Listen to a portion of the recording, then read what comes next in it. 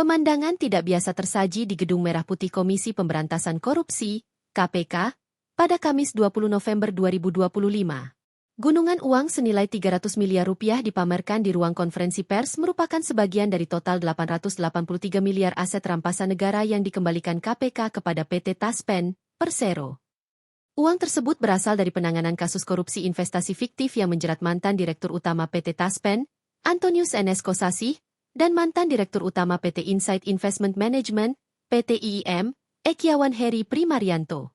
Juru bicara KPK, Budi Prasetyo, menjelaskan bahwa tindakan menampilkan uang tunai tersebut bukan sekadar seremonial, melainkan bentuk transparansi lembaga anti rasuah.